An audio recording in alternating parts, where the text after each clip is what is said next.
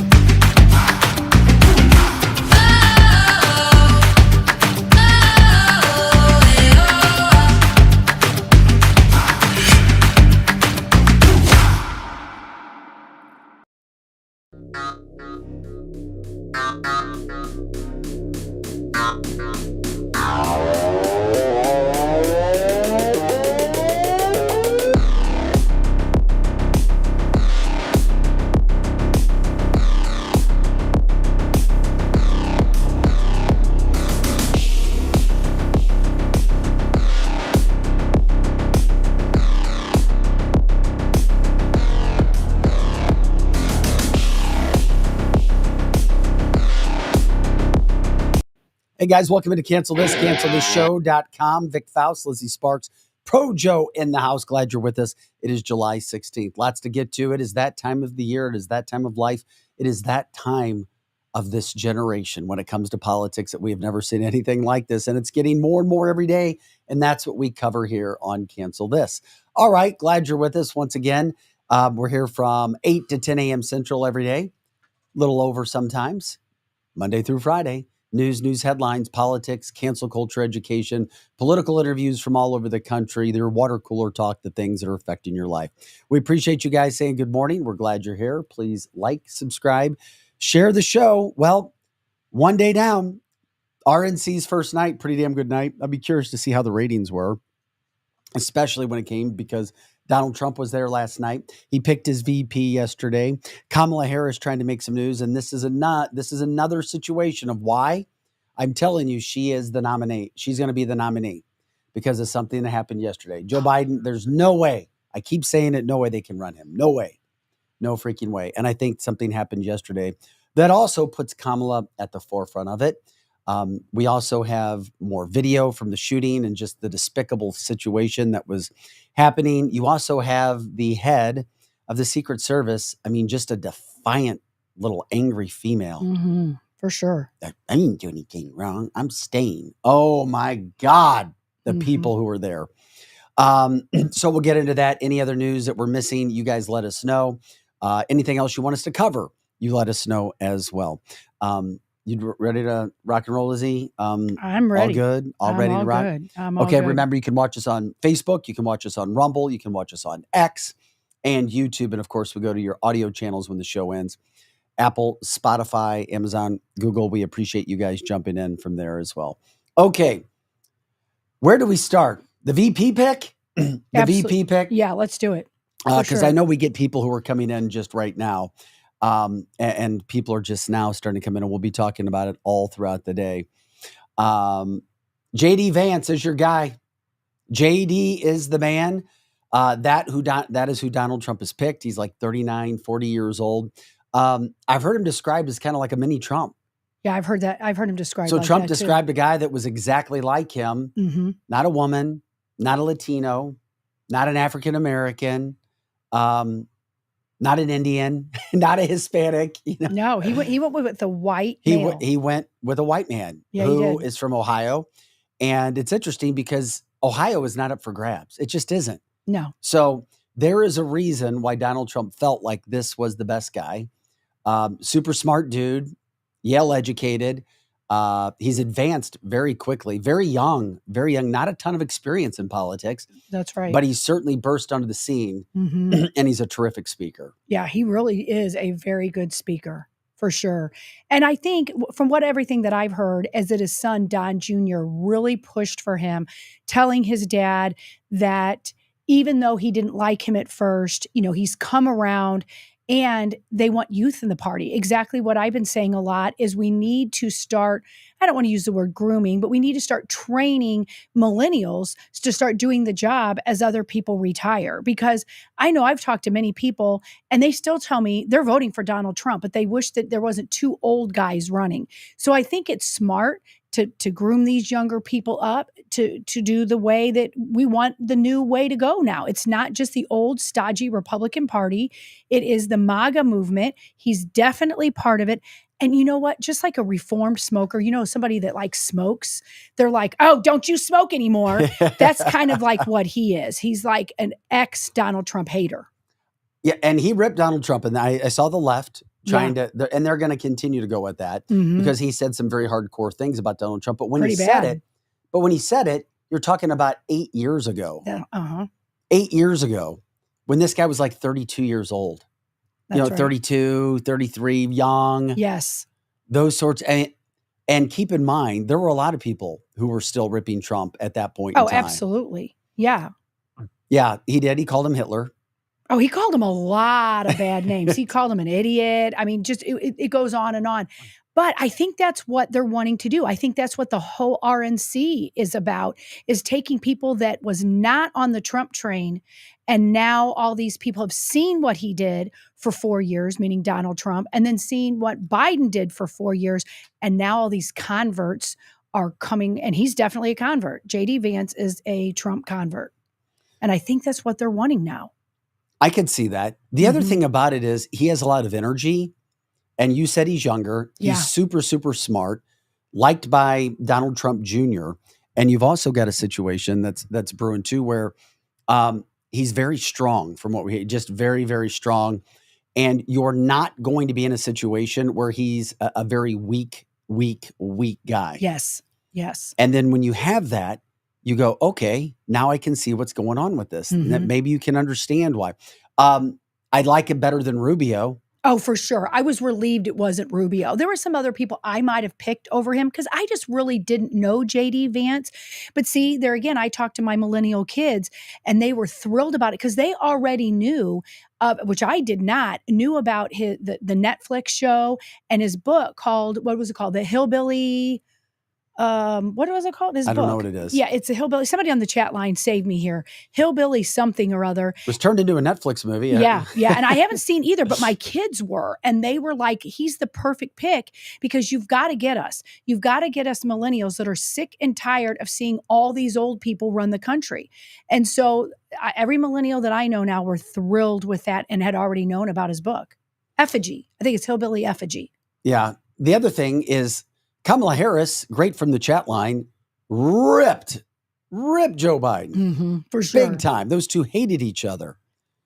Elegy from Glenn Thompson. Elegy. Thanks, Glenn. Yeah, Hillbilly Elegy. That's right. Thanks, guys, for jumping in. You guys do that on the podcast, on the platform, the People's Platform, on Rumble, Facebook, X, and YouTube. Yeah, as soon as you say it, everybody jumps in and starts saying that. Appreciate that, guys. The other situation is somebody just said they're hearing talk of the possibility of Vivek being appointed as JD's replacement as senator. Yeah, I've heard that too. And did you know, this is really off the topic, but okay, so JD Vance himself is not any sort of minority, but his wife is an Indian American. And did you know that their son's name is Vivek? No. Isn't that funny? So I thought, well, okay, there is a Vivek still in there somewhere. Oh my God, that is funny. I had no idea. So, JD's the guy. And then this gets into that situation that made me think, Kamala Harris, you don't hear Joe Biden. Kamala Harris is the one talking. She comes out yesterday and allegedly made a phone call to JD Vance. Yeah. Why would she do that? That just seems weird to me. That does seem weird, but he didn't even pick up, did he? No, he didn't pick up. He let it go to voicemail. And then she came out and said that she's looking forward to catching up with him at the debate. Well, that's he will wipe the floor with her at a debate. For sure. I just, I think we kind of knew, we started to get an idea that JD Vance was kind of going to be the guy. I know maybe they're not as strong as JD, but I was hoping earlier for somebody different. Yeah. I wasn't thrilled with Marco, but I was looking for somebody that was going to be like very off the wall, like a Vivek or a Byron Donalds. Yeah. Was not all that crazy about Tim Scott either. However, that doesn't mean I don't like JD. After I got to listen to him talk a little bit more yesterday and people talk about him, I got more excited about him. Same. And the possibility of what could happen with him being there. And of course, as I saw from the chat line, Peter said, maybe there's a succession plan. Yeah. You know, And we have to have one. And that's what, you were talking about and trying to think about as well. Yeah, absolutely. We have to have one because I really thought with everything going on and with the assassination attempt on Donald Trump, we have to have a good VP that can actually take the job. Because if God forbid Donald Trump would die, then JD Vance would take over the reins, and then he would be elected again in 2028 if he does a great job. So I thought it was very important that they got a youthful guy that now is doing the Make America Great Again agenda. And it seems like, when you talk to Hannity, he said all the right things anyway. He didn't appear to me as a Mike Pence. So no, this guy's not Mike Pence. Yes. So no. I just really didn't want that to happen. No, I don't think we have to worry about Mike Pence coming back into the building. I'm still Mike, and I'm still not voting for Trump. That's right. Dude, oh my God. Yeah. How stupid does Mike Pence look right now? He looks dumb. Chris Christie, he couldn't get out of his own way. No. Mike Pence had a chance. And then, of course, now he looks horrible. Really does. Kathy says, I bet Tucker gets a spot on Trump's team. No, did you see where he was sitting last night? Yeah. I think he was sitting on the left-hand side of him. He was right there up front and center. I know, but I still don't think he's going to do that. I think he's got too much going on, and we need him where he is. Yes, I do think we need him. And I liked that he really has a pulse on even JD Vance. But a lot of people are speculating that he's going to be more involved in this political process with Donald Trump and JD Vance because he's been saying a lot about it. Heather says, I wanted Donaldson or Scott, but I will still vote Trump all the way. Yeah, of course. Yeah, I think a lot of people feel the same way as Heather does, that they felt more, I guess, assured that Donaldson would do the right thing. But you know what I think Donaldson would be good at? I think he needs to be the Nancy Pelosi of the Republican Party. I think he'd be a good speaker. I like where you're going with it. He would be a good speaker. Yeah, that's where I think he needs to go. Oh, yes. Wouldn't that be nice? That would be great. Because that's a really important job.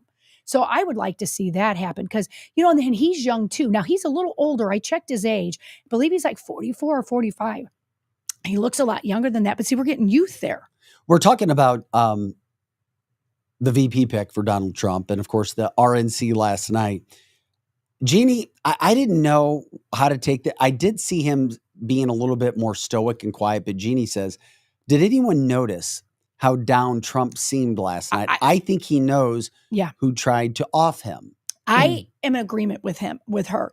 At first, when he came out, I thought he got emotional and he even got tears in his eyes and he stayed more subdued. But there was a couple times when people were praying up there, he closed his eyes. And when he woke up, he almost seemed, and Jeannie said it great, very subdued, almost sad. And maybe I was reading too much into it, but it was not the same Donald Trump that we've seen. Now, maybe that is strategic and he came out, but I think it's different than that. I think Jeannie could be right. He knows who tried to off him or that it just set in. I could be dead today. They really tried to kill me, whoever they is. And I agree with Jeannie. Donald Trump knows so much more than we think he knows. That was a side of Donald Trump I had not seen. I almost wanted to shake him going, are you okay? Are you okay? So I don't know. Maybe he was just really tired too because he's been running and running and running. And when you get shot in the ear and part of your ear blown off, you're going to get tired. Terry says, I was a medic and a lot of people act very different after they have a near-death experience. Yeah. And Addie's saying DT was mellow last night. I thought he was mellow too. Yeah, I thought he was really mellow. But a lot of times in life, case in point, this is somebody, or literally tried to kill him. Yes. And then you think, and then you see that, I'm sorry, Secret Service probably allowed it to happen. You're right. All the evidence points to that. Just think in your own lives. If somebody's tried to set you up for something, where you're at or, in life or whatever, yes. or somebody's betrayed you and or somebody's lied about you or hurting you, and then you find out, you're more subdued. Absolutely. You're more subdued because that stuff sits with you. And then you take it up a few levels when somebody, but if it wasn't for the grace of God, tried to kill you. That's right. And you wouldn't be there. Yeah. I thought it was a normal response for anyone to be like that. And when he came out and he's like, still kind of did the fist pump. And I thought, okay, that's the Donald Trump that we know. But, they zeroed in on him so much sitting in that chair. And I felt that it even took effort, not because he's not strong, not because he's old, not because he's not physically okay, but the standing up and sitting down, standing up and sitting down. I think he just looked tired. Well, mellow and soaking in all that has happened post-event. Yeah. Could it be that the pastor's prophecy coming to bear? Trump has found a deeper connection to his faith and more reflective. Yes. Heather says a normal person would not have been there 2 days later. Exactly. So, I mean, that still shows what a strong man he is. And when other people were up there talking, and I even thought he didn't agree with some of what people were saying, but he still was very intently looking at them, clapping, acting like he cared. So if anything, it made me like him even more because my heart, I just wanted to hug him. I was just like, oh, you poor thing. I mean, and he really loves this country. His boys even made a big mention of that yesterday. And it just makes me love him more because most people, and I would not blame them, would get out of a race because their life is all you have. Your life is all you have. But in him, that's not what he's doing. He believes his legacy is to truly make America great again. Yeah, there's no doubt about that. And now we're in unprecedented times with all of these things that are happening. Last night, we talk about Donald Trump. He walked into the RNC last night, and it wasn't, it was a good reception. We'll show it to you. The last time we saw him walk in somewhere, and I know these are two different places, the first night of the RNC, where delegates are casting their votes, but we saw him at UFC, and the place is going crazy to Kid Rock. And then he comes in to I'm Proud to Be an American, which is more of a low-key, sentimental song. So I felt like that was more what kind of set the tone, set the mood. And you would show you the video of him walking in, and you hear it and you see it. And you can notice on his right ear a bandage as well. Tomorrow, all the things were gone. I'd worked for all my life, and I had to start again. Just my children and my wife. Thank my lucky stars to be living here today. Because the flag still stands for freedom, and they can't take that away. And I'm proud to be an American, where at least I know I'm free. Now don't forget the men who died, who gave that right to me. And I gladly stand up next to you and defend her still today. Cause there ain't no doubt I love this land. Sing it! God bless the USA.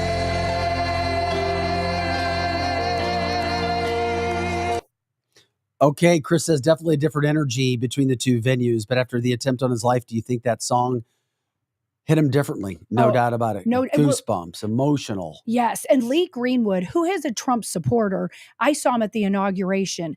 But even at the inauguration, he didn't say anything about Trump as much. He just talked about America.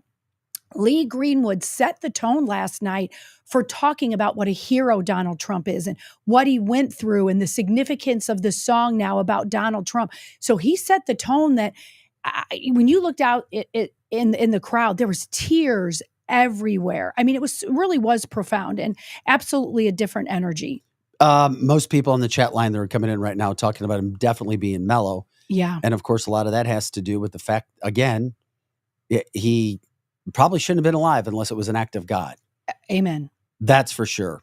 Glenn says he didn't seem himself. He did not seem himself. He knows who's behind all of this crap. Yes, it's affecting you. And once you do find out when people are plotting against you or lying about you or betraying you, then it makes you feel different. And then this is his life. Yes. Look tired. Yeah, he had his ear shot off. I mean, he's probably in pain as well. I mean, that was something. Yes. Ben says, can you blame him? He's been through a nightmare, all the crap. He's a smart man, all kinds. of comments coming in from what he looked like last night, how it went when he made his entrance. Yes. Yeah. Like Bindy's saying, Oh my gosh. he's thinking this could have been my funeral. I mean, literally. And I think when he went and golfed, that's second nature to him. And so after he got shot, then he goes out and plays golf. And that to me almost seemed like survival mode. Like, I've got to go, I got to act like it's normal. And I think last night with everyone that was there, it just set in the gravity of what could have happened, and it's still happening. Yeah. Sorry, I was shaking my head. My sound went out for a second. No, I didn't. Well, I thank you for giving me a record, Joe.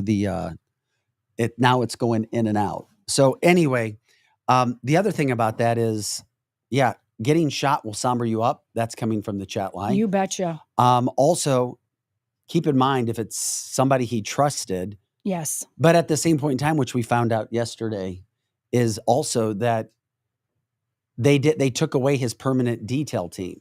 They did. And I don't know if we mentioned We didn't that really yesterday. mention that yesterday. They that I had a recall. backup detail team Yes. for him. So you start thinking about all Oh, of you that. mean that was there? No, Yeah. I'm sorry. A backup detail team at the rally in Pennsylvania. Oh, We find that out yesterday as well. It was a backup team. yeah. It wasn't the permanent team. They put a backup team in place. Yeah. And you start to go, are you kidding me? And then you start to see all the things that were happening. And then you're like, my God is on my side. Yeah. And this is divine intervention, why I'm even here. And then that will literally put things in perspective. Connie says the close-up of Don Jr., you could tell he'd been crying Yes. and heartbroken from almost losing his dad. Yeah. Trump definitely carrying himself differently. He did. He seemed more stoic, more like, okay, I saw a focused, quiet man Mm-hmm. just sitting back like, okay, here we are. The stark difference between Trump and his supporters in the Obama insurrections had never been more clear, coming from the chat line as well. Yeah. Yeah. It's just, and when you find out, we talked a lot about yesterday that there is levels of secret security and, or, Secret Service, I should say. And it comes to find out they did not have their A team. And then, Vic, you're now saying they put even another backup team. So Yeah. they probably had the C team there last night. And we're finding out so much that went wrong. I don't believe in coincidences. So, and we'll talk about that in a little bit, but there's so much. And he has to be sitting there thinking, God has to be on my side because I should not be here. Yeah. I mean, they set him up. Yeah. Glenn says he didn't see any under 6 foot security officers guarding him. He's like, they were all over 6 feet last night. That's right. As they should be. You can't have somebody protect you that's littler than you. That's just the way it is. No female Secret Service people last night. And that's not to say that females can't do the job. It's just the females you saw in video from Saturday looked like they were struggling. There's a lot of those videos that are out there, and that's what the chat line is referring to. If you go look, you can find those as well. Mm-hmm. Donna says Biden's interview last night was a joke. He just avoided the questions. All I could do is talk about Trump, I guess. I don't know what that was. All maybe he could do is talk about Trump. And that's all they have. That's all the Democrats have right now. They don't have a good platform. So the only thing they can do is talk bad about Trump. If you're a good politician, and this goes for local, whatever, if you're the one that keeps bashing someone else and you don't talk about your good platform, then more than likely you don't have anything to offer. And we know darn well Joe Biden has nothing to offer. The whole Democrat Party doesn't have anything to offer. We know that to be true because just looking at the RNC last night, that's not the same RNC that we saw 8 years ago. During COVID, it was a little bit different because they did it virtual. But it's so strange. That is not the same Republican Party that we've known. Donald Trump has changed that Republican Party. And if you don't get on the change of it, you're not going to get elected to any higher office now. Yeah, Biden speaking at NAACP conference today. He usually blames whites as the biggest threat when pandering to blacks. Yep. That coming from Lance. We'll see where that is. JD stands up for average Americans. And just like that, nobody is talking about Biden as an incompetence. That's right. That's right. I mean, it's, and you know what? Okay. Think about how conspiratorial that sounds like, that you're willing to kill the former president and soon to be 47, that you're willing to cause this hysteria and to kill somebody so that it distracts you from the fact that your guy doesn't have any mental faculties left and that he's got dementia. But that's where we're at today. And if anybody doesn't believe that, that's where we're at today. They've done everything to him. They had no other choice but to try to kill him. And now they're like, he still isn't dead. You know, they're thinking that. You know, they're sitting in their little meetings going, oh my God, we didn't kill him. He's not dead. What are we going to do now? What are we going to do now? You know, they're thinking that. And I think, and I said it yesterday, they're going to do it again. You're calling it trying to go after him again. Yeah. I think they're going to go after him again. They don't have anything left. They have nothing. Because now look at the VP pick. They have J.D. Vance. We saw him last night on Sean Hannity. He was so articulate, self-deprecating on how mean he had been to Donald Trump, or I don't know mean, but used words to say bad things about him.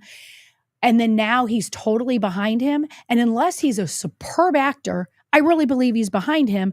And it makes me believe that his family does too, because this was the number one pick of Don Jr. And so, of course, he's going to listen to his son because Don Jr. has been behind him 100%. It is. I mean, it is a reason. There's no doubt from that standpoint. When it came to the whole situation last night, when we saw the people there, there was one thing I wanted to bring up that we hadn't gotten to. We were talking about, we wanted to get into Trump coming in first, at least so you could see him, and we'll get right back to him. But the JD Vance factor, because people are still getting to know who JD Vance is. And we know we have people coming in and out of the show as we're here till 10 a.m. 10 a.m. Central every day, is the fact that guess who else loves JD Vance, or at least seems like he's really getting on his board, is Tucker Carlson, because you brought up Tucker. Tucker talked about JD and why he thinks he's the perfect pick that Donald Trump made. And of course, you can hear him talk about it right now. I learned. So now J.D. Vance is the VP, and I think every person who pays close attention has got to be thrilled by that. And if you don't know much about J.D. Vance, I'm not even going to make a case for J.D. Vance. I'm going to tell you what I just saw, which is that every bad person we can't hear. I was trying to check to see was aligned against if our J.D. listeners could hear. And I do think the negative case is often more powerful. So can we hear? Because I know of myself, talk? I do not Can think you I'm a guys hear particularly him? good person. I have just strong let reasons us for feeling know. that way. Yeah.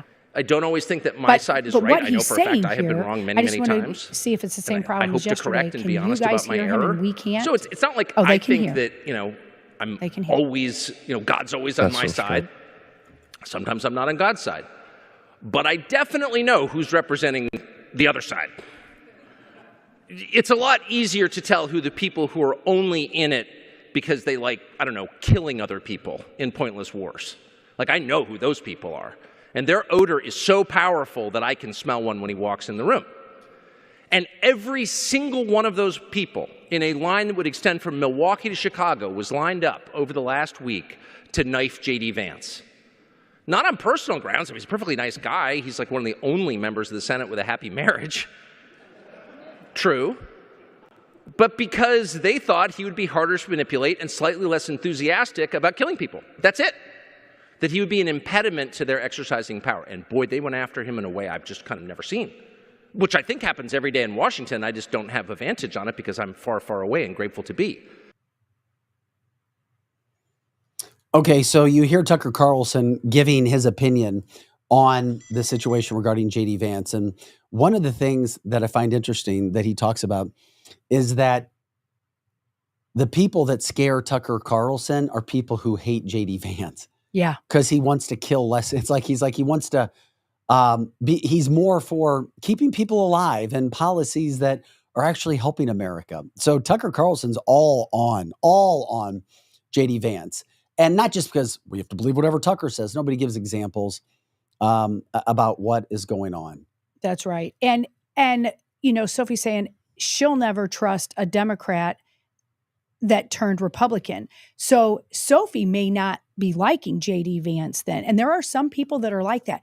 But we got to remember that Donald Trump was a Democrat turned Republican.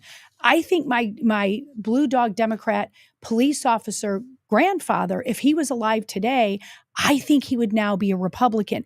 But let's shade what is a Republican these days.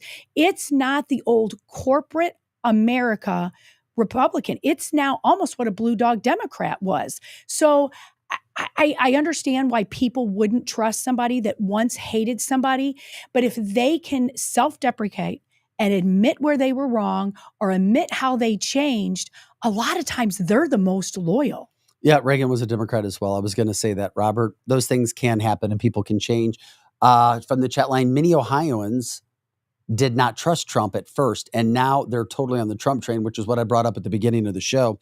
He chose Vance, even though Ohio isn't a swing state, but I'm in a situation, and my thought process is Trump's going to win all the swing states anyway. I really do. I think so. And I know that people are afraid of cheating and or the illegals voting. I'm not concerned about illegals. The only thing I'd be concerned about is cheating of some sort, but I'm not worried about swing states when it comes to people actually going and voting. Let's put it this way. I mean, Trump is already dominating, and especially after what has happened to him too. Well, and the only people that I was hearing that he wasn't dominating with, I think J.D. Vance fixed that, was there was still some millennial types that didn't vote at all. I'm not saying that they were Democrats. They just didn't vote because they only saw these stodgy old white guys up there. And that's how a lot of times people in their late 20s, early thinks, because they don't understand the political process. They took that away, that little thought by a millennial away by having J.D. Vance there. And so J.D. Vance, he was a Democrat. He is a Marine, because once a Marine, always a Marine. Mhm. So until he proves me wrong, I think that was a good pick. I really do. Because right away when he picked Pence before, everybody was like, what? And we all kind of tolerated it the whole time. I think if this guy is really who he says he is and who he articulated very well to Hannity last night, I think we're in for a big success. We'll find out about J.D. Vance if and when there is a debate. Now, the reason Kamala Harris, in my humble opinion, all of a sudden took center stage yesterday saying that she was contacting him is that she's trying to make a name for herself. Absolutely. That's what this is about. Mm-hmm. Well, since when does the VP get to overshadow the president? Well, I've called him and I can't wait to meet him at the debate. This is why I say that's your pick. It's Kamala. That's why I believe that. I do believe it. Why else would Kamala's been quiet forever, and then all of a sudden she's now going to start talking just as the VP? Mm-hmm. That's where I'm like, okay. So we'll find out. Kamala, JD, do they have a debate? And we'll see how they are on stage. She's never been really good at debates. That's for sure. That has not been a strong suit of hers. So I don't know. I don't know where that would go, but I do feel as if JD will be good. Young. He's very young, 39, 40, not a lot of political experience, but a great understudy. And I'm glad I haven't heard a lot of people talk about it being, well, we got to have this. It's just another white guy. I haven't heard that one really yet. Have you? And no, but we heard that going in. We did hear that going in. No, and I only heard it from a Democrat yesterday who I know, a friend of mine. Oh, of course he chose a white guy. And of course this is a white guy, Democrat, who is saying it. Jeannie says she's not really good at anything. So politically speaking. She really isn't. And Vic, she probably did do it because she wanted to make a name for herself. The only other reason that I can think she did that is she knows JD is going to kick her ass in a debate. Maybe she called to soften the blow. Other than that, I don't know why she did it. When it came to the first night of the RNC last night, this is Cancel This, by the way, canceltheshow.com. Vic Faust, Lizzie Sparks, Pro Joe here in the house as well. I do agree with you, Ben. Trump has so much momentum. It's not possible to lose. I agree. It's just not. It is not possible to lose the momentum that he has at this point in time. I really thought that Amber Rose was a highlight of the night. She's a model, rapper, TV personality. She's 40 years old. She's biracial. I really loved her speech. I did too. It was about 5 minutes. But I think because a lot of times in life, it's about expectations. I wouldn't know what to expect from her. But it's just very simple sometimes, just speaking very simply, very humbly about topics that we've talked about. And it's about color and Democrats and being black and how you don't have to just necessarily all of a sudden be a Democrat. Here's Amber. We'll play this and see what people like about it or not. Amber Rose from South Philadelphia.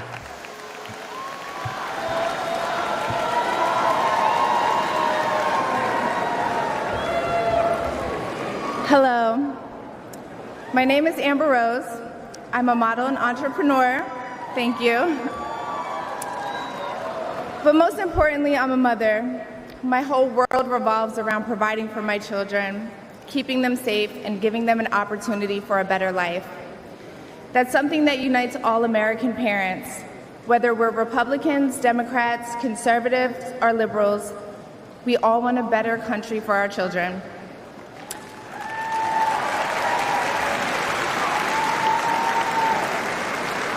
But I'm here tonight to tell you, no matter your political background, that the best chance we have to give our babies a better life is to elect Donald Trump President of the United States.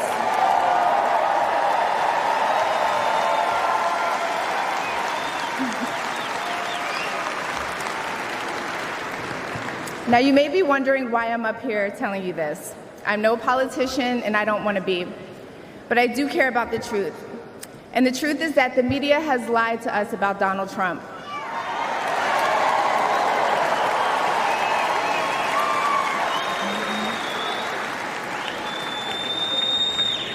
I know this because for a long time I believed those lies, so I'm here to set the record straight. The first person I knew who supported Donald Trump was my father. I was shocked. My entire family is racially diverse. And I believed the left-wing propaganda that Donald Trump was a racist. My father said, "No, he's not, Amber. What are you talking about?" And when I insisted, he said, "Prove it." So to prove my father wrong, I did my research and looked into all things Donald Trump. People have to do their research. I watched all the rallies, and I started meeting so many of you, his red hat wearing supporters.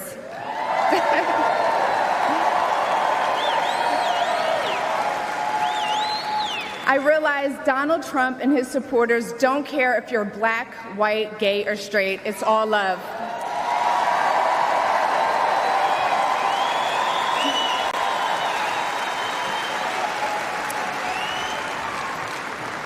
And that's when it hit me. These are my people. This is where I belong.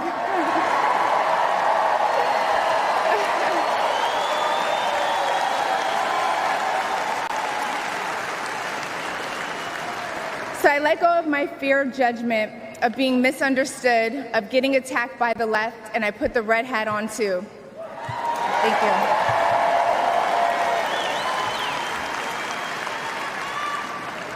Love you too.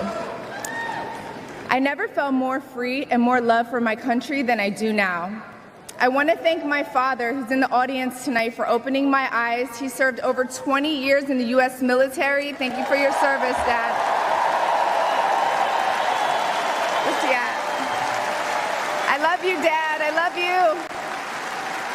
I love you so much. Thank you. When I met the president and Melania for the first time, he was kind and generous and funny as hell. Very funny.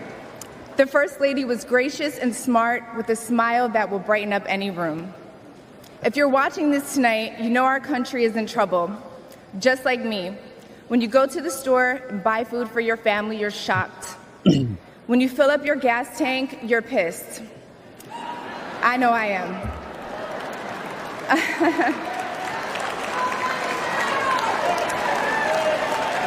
And when you turn on the news, you are just exhausted. Inflation is out of control, and you know in your heart it was not like this under Donald Trump.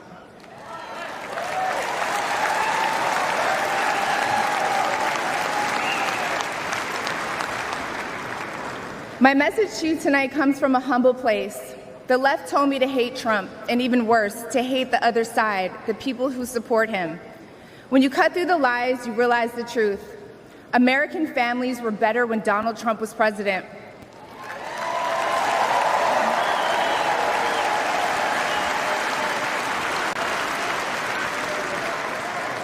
We were safer, wealthier, and stronger. A vote for Donald Trump is a vote to put money back in our pockets and good food on our kids' plates. Yes. Or, as Trump would say, it's a vote to make America great again. Thank you so much. Thank you.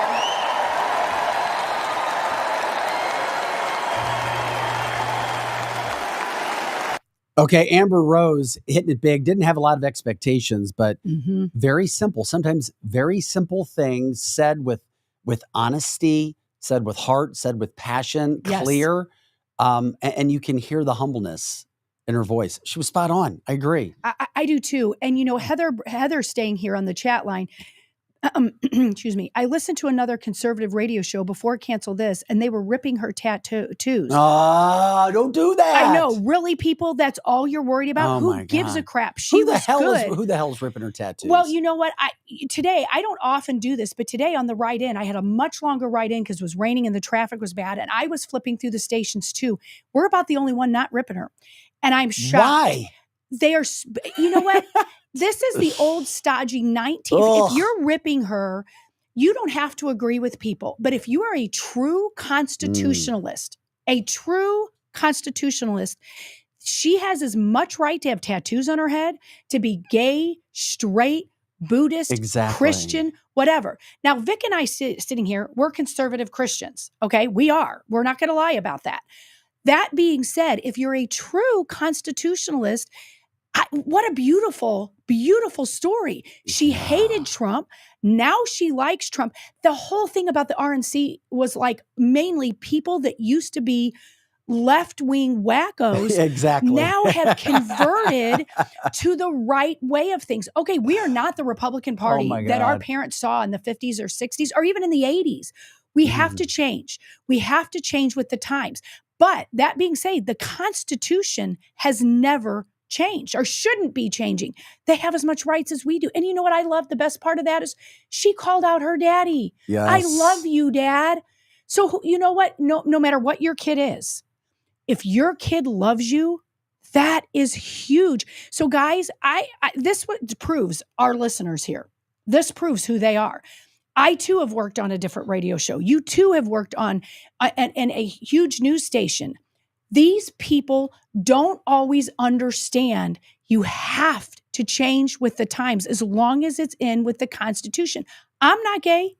I'm still a Christian, but that girl is who we needed to reach. That's why you and I talk about all the time.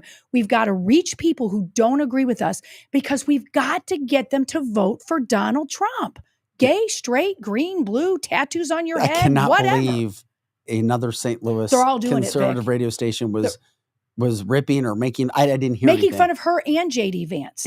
Everybody the that I know tattoos, in this I'm industry are saying, I don't know that I trust JD Vance. I don't know. No. The best part about Amber Rose is the fact is what you brought up, and you know the Teamsters union president was speaking last night as well. People who Loved that. There's no better like Pro Joe, people who were Democrats who made the switch. They were able to convert and get out of their way from a pride standpoint and go, oh, there is something better from this standpoint. And like she said, all you got to do is do the research. That's right.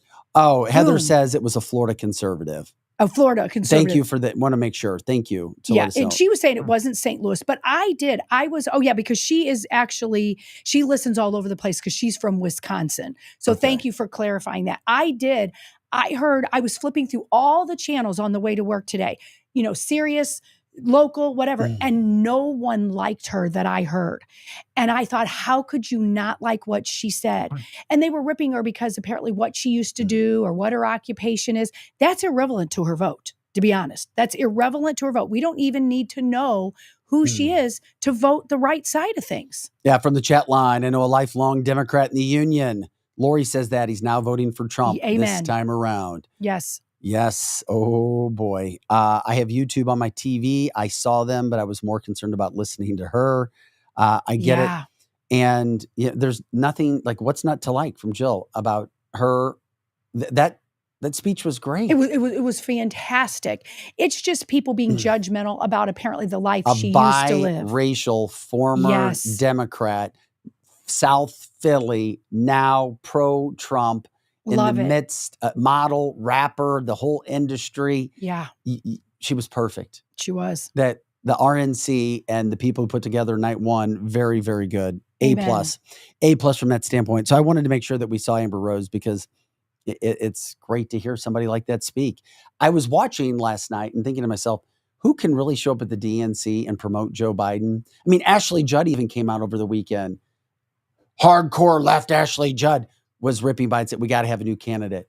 It's like every day somebody else is like, we got to have a new candidate. Yet they're going to have the DNC and have people go there and like, oh, and give him standing ovations. No, that's not going to happen. How could they do that? That would be. Pam says she researched and saw the light. Yes. With a lot of things in life, it comes via education. The FDNY, New York Union, supporting Trump. That's a big deal, Anthony. Big Appreciate you letting us know that. JD Vance's wife, by the way, resigned from her law firm 10 minutes after JD was announced as VP. Did she really? That I did not know. That's funny. That's great. Well, you almost have to, because I don't know how you'd be the vice president and also have your wife being a lawyer somewhere else. I mean, there's no way. This makes sense to me. The union is also speaking at the DNC, coming from Jeannie. Yeah, and I didn't know that for sure until this morning, because when I heard him talking prior, he was saying that the DNC wasn't as receptive to him as the RNC was. So when I listened to him, I didn't even get the sense that he was necessarily voting for Trump. He did say he was like a tough SOB, and I think he was trying to get to his people, because a lot of union workers were sitting in that audience. So I think it's still out for the jury, so to speak, really what the Teamsters union thinks, but they know they have to reach their people, because so many Teamsters are not just pulling the lever anymore for Democrats. This is cancelthisshow.com. It was nice to see that happen last night. One of the men that also spoke last night was Tim Scott. A lot of people still like him. A lot of people love him, thought he could have been doing a pretty good job but he's been loyal, very, very, very loyal to Trump. He spoke last night as well. I just want to give him a shout out in regards to a little bit of what he was talking about, because he has been so loyal to Donald Trump, especially when Trump was coming back to run. I mean, Tim Scott was one of the first people that was really supportive, and being a black conservative, that was a big deal for him too. So here's Tim Scott from last night's RNC, getting a chance to, bask in the limelight a little bit. If you didn't believe in miracles before Saturday, you better be believing right now. Thank God Almighty that we live in a country that still believes in the King of Kings and the Lord of Lords, the Alpha and the Omega. And our God still saves, he still delivers, and he still sets free. Because on Saturday, the devil came to Pennsylvania holding a rifle, but an American lion got back up on his feet and he roared. Oh yeah, he roared. How about that energy? I've never seen anything like that from Tim Scott. Me either. He was on fire, I agree. He was. He started off like normal Tim Scott, and then he just did that. The only thing that I regret about him doing that is maybe Donald Trump hasn't seen that, because he wasn't out there yet. I hope somebody gets that to him. And I liked him even more after seeing that, not only because he was talking about Donald Trump and the lion and God Almighty, but the fact there were 0 sour grapes that he didn't get picked. 0 sour grapes. So huge. That's huge. It really is. And that's why I use the word loyal. Mm-hmm. Loyal. He's like, damn right, he roared. Yeah, he did. Tim Scott on fire. My mom absolutely loves him. And there's a reason he has done so much for so long in South Carolina. The guy is great. And who knows? Once again, I mean, I love him in South Carolina where he is. You just don't know where other things could happen, who Trump is putting on teams together, and that sort of thing. That's right. And I think they had to. Tim Scott was a logical choice. He was the obvious choice. Loyal, Black conservative, does a great job. But if you didn't know it before watching the RNC, they're trying to show the shift that Donald Trump has made with the Republican Party. They're winning by converting people and showing the conversion is going to make Donald Trump win. So when you realize that at the beginning, I didn't know where they were going with this, but I watched the whole thing. There's a direction that they're going, and it was all very purposeful. And if this wins the way we think it is, it was beautiful. It was. Chris says, yes, I can also see Scott in Trump's cabinet. Could have been some deal making when it came to picking his VP as well. Absolutely. I agree. Yeah. And sometimes the VP is just symbolism. And if this is the symbolism that they're trying to get across, it's a winning ticket. It really is.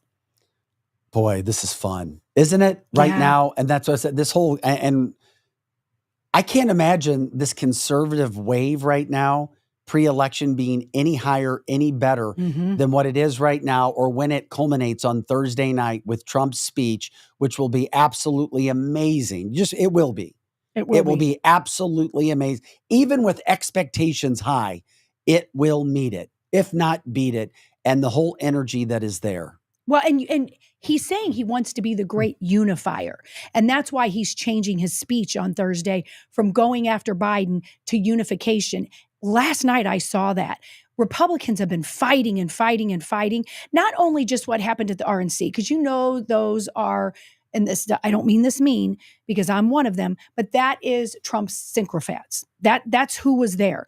But when you step back and you see everybody that wasn't even there and how energized they're now, and they weren't even part of his base, good things are coming. It gives us a lot of hope. The other thing about that is Anthony says, he says he'd like Amber Rose for press secretary. Could you imagine? Yeah. Wouldn't that be great? Anything's better than KJP. That's right. Wouldn't that be a good one? Ooh, buddy. We might see things like that happen. We might see the most unorthodox, multiracial, but picked not by DEI. Donald Trump picks the best person for the job. I don't always understand why he did it, but he certainly doesn't. Even if it wasn't a good pick, he certainly doesn't pick it because of DEI.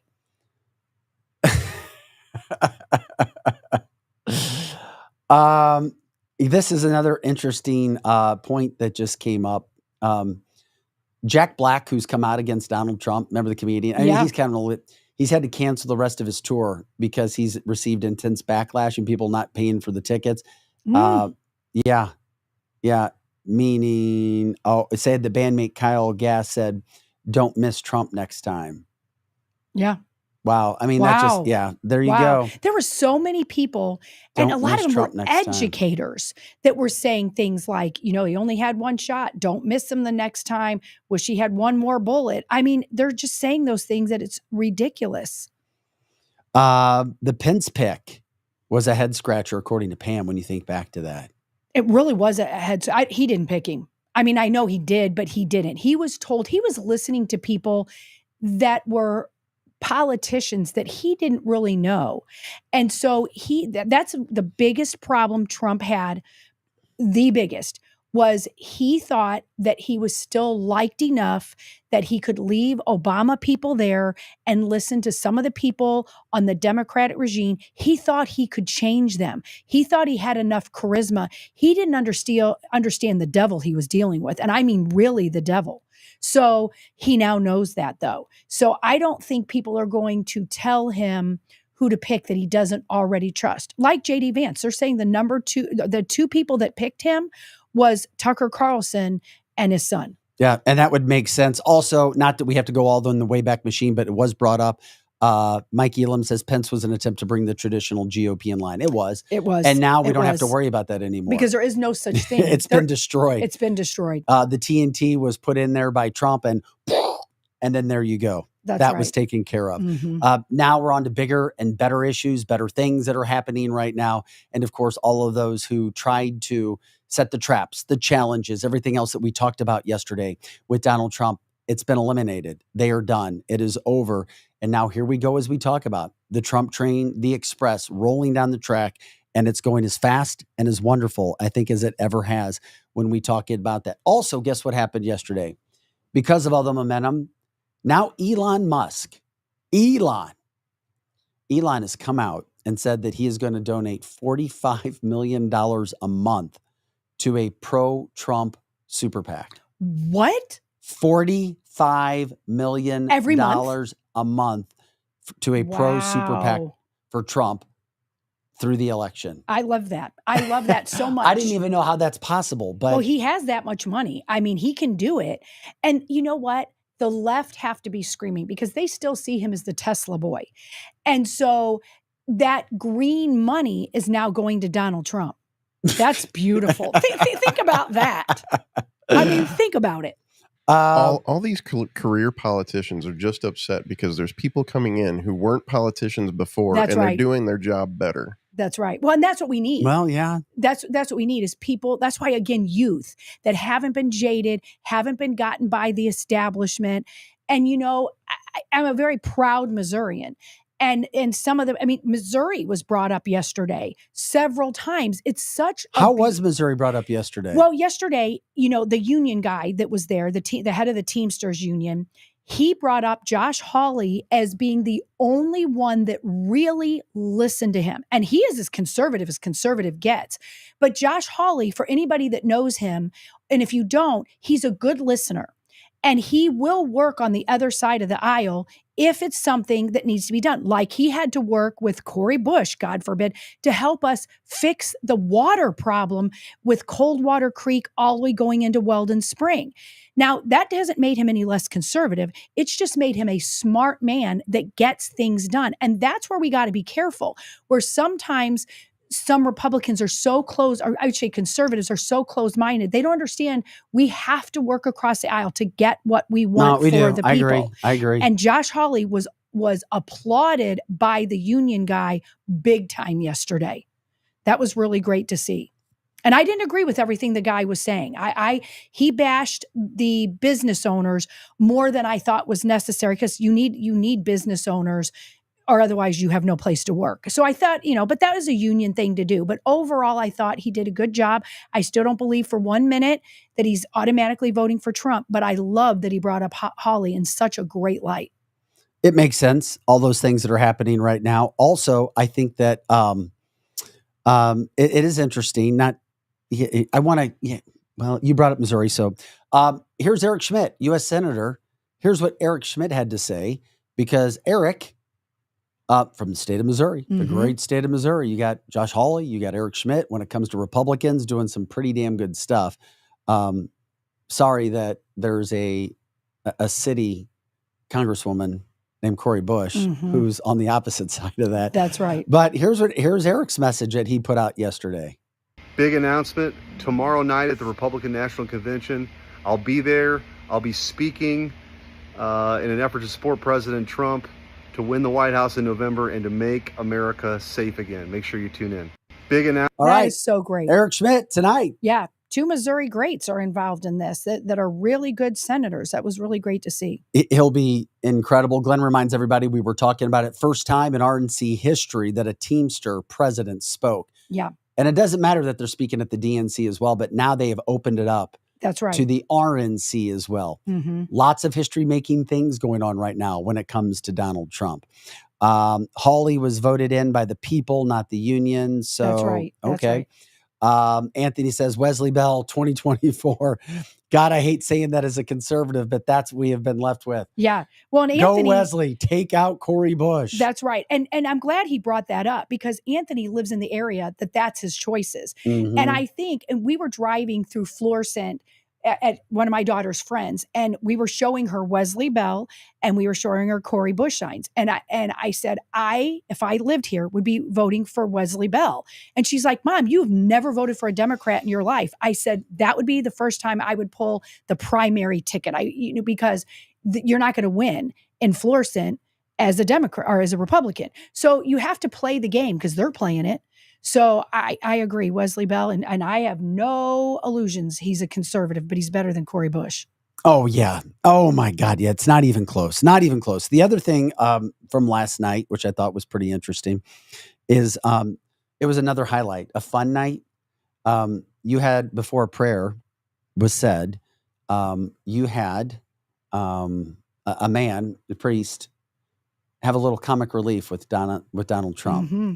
So check out this impression of Donald. And if you can make Donald laugh and smile, you're doing a pretty damn good job. Pleasure to be here. Great pleasure to see President Donald Trump safe.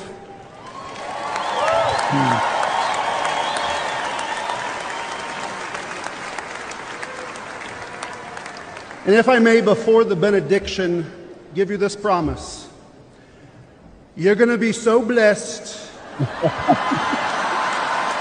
You're going to be tired of being blessed. I guarantee it.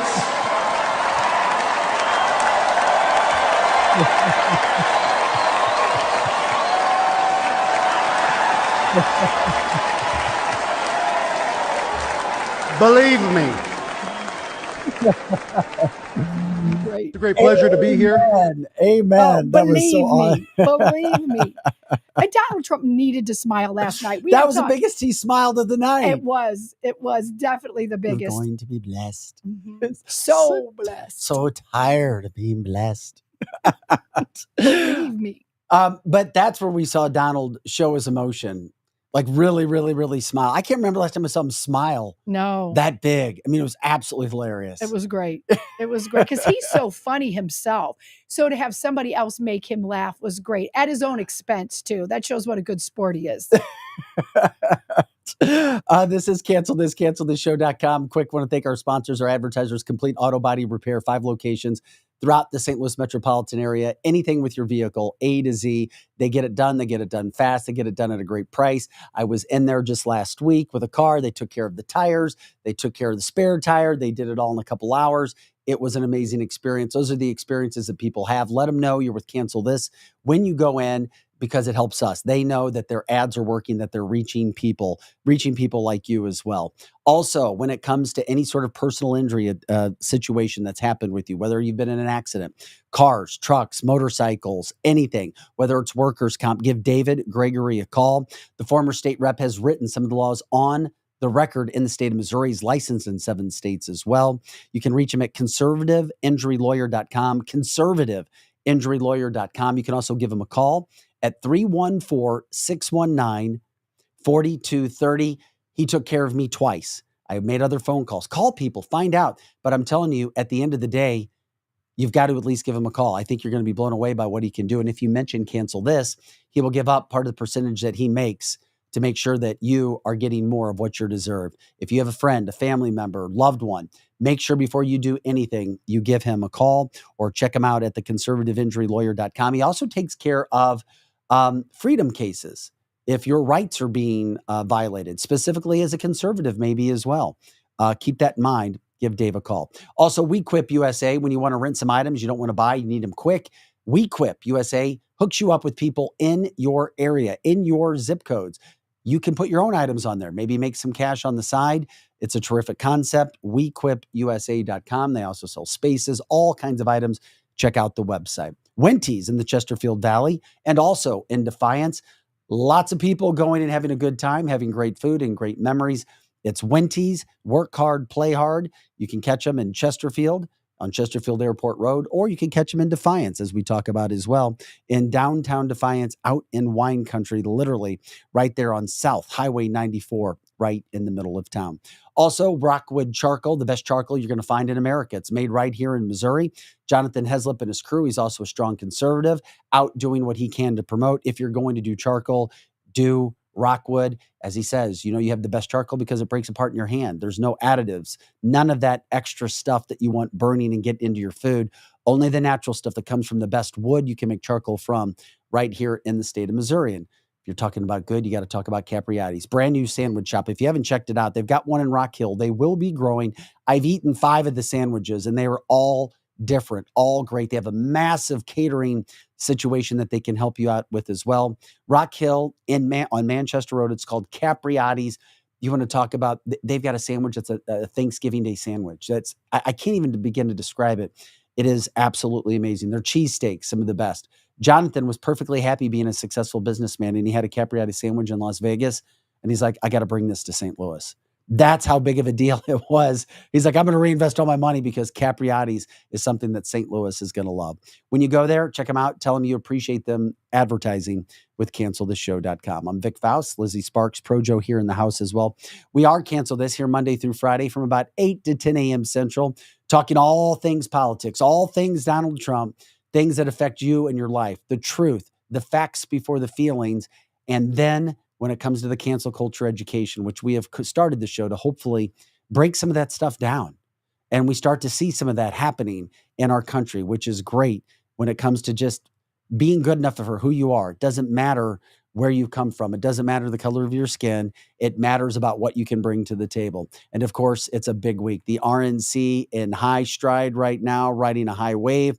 Donald Trump was already big, getting bigger, doing well, dominating the debate, dominating the ratings, dominating the polls. And then somebody tried to take his life out on Saturday. And by the grace of God, he survived. And then the RNC kicks off last night. He makes his appearance. He picks up J.D. Vance as his VP, and you enter night 2 tonight. We just talked about it. Missouri's own Eric Schmidt will be there. And moving forward, and then, of course, as we see what happens with the rest of the week, culminating with Donald Trump on Thursday. But there are people who will still try to tear down conservatives. There are people who will be plants, and there are people who will just act like jackasses and ask questions that really have no bearing and have no factual evidence, or they're not bringing up the full story. Case in point, Donald Trump Jr. had a reporter without a mic flag on last night, tried to get him to say something or just to try to cause problems. It had nothing to do with any of these issues that are going on right now. But just check out this reporter trying to, quote, do a gotcha moment. They're out there with Donald Trump Jr. What is that change going to look like, Don? What practically, your father as president, I think you would even say, was a divisive figure. What's it going to look like in the second term? I don't think he was a divisive figure at all. I think the media created divisiveness around him. They lied about Russia collusion. They said he was a traitor. They went after him in every which way possible. If the media actually starts being an honest broker, talking about the things that he did, the prosperity he brought, the peace deals that he signed around the world, rather than the disaster that we're living right now, I think you'd do everyone in the country a big favor. I know immigration's important to him. I covered the family separation crisis closely. Will we continue to see policies like separating 5,000 children deliberately from their parents? You mean the Obama administration? You know they didn't do that, sir. Okay, sure. Will there be a second family separation policy? It's MSDNC, so I expect nothing less from you clowns. Even today, even 48 hours later, you couldn't wait. You couldn't wait with your lies and with your nonsense. So just get out of here.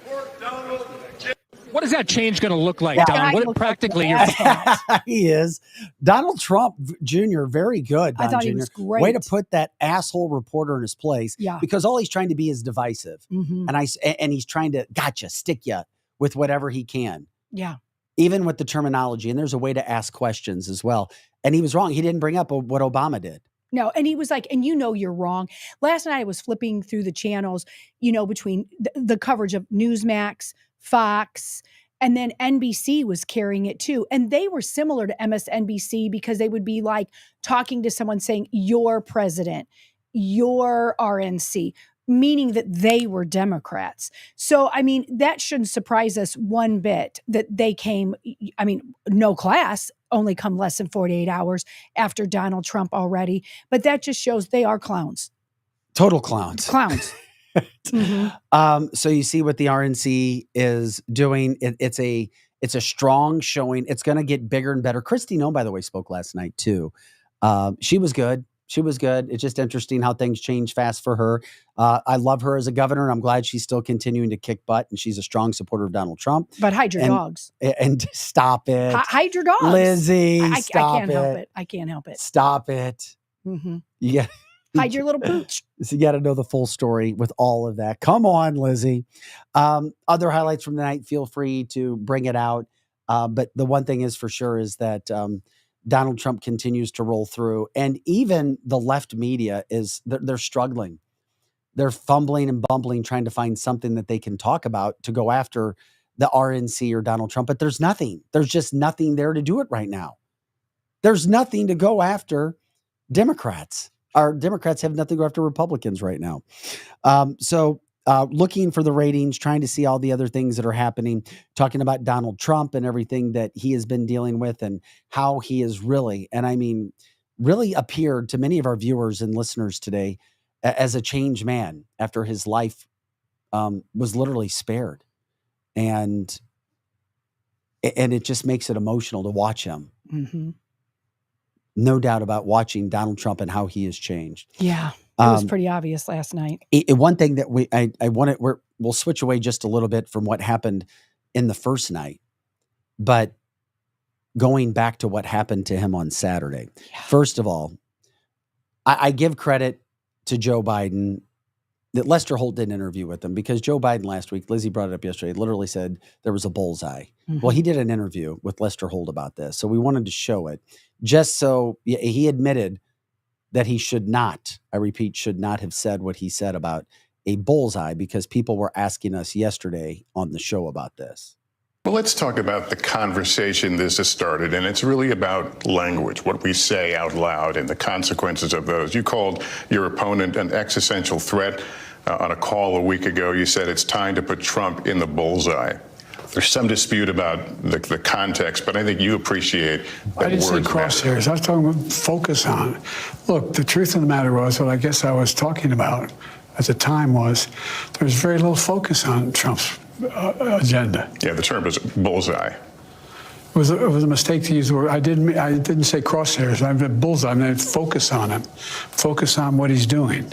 Focus on his policies. Focus on the number of lies he told in the debate. Focus. I mean, there's a whole range of things that, look, I'm not the guy that said I want to be a dictator on day one. I'm not the guy that refused to accept the outcome of the election. I'm not the guy who said that won't accept the outcome of this election automatically. You can't only love your country when you win. Yeah. Okay. And so the focus was on. We heard enough about what he was saying. Yeah. But we just wanted to play it because so many people said, I had posted something about it and they're like, did he really say that? So I wanted to show that, because he said he shouldn't have said it, but he's trying to say he meant the crosshairs. He said it.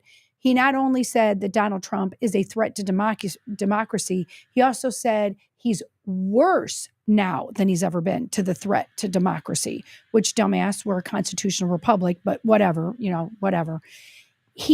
They are so spiteful, and they know what they're doing. They're revving their base up.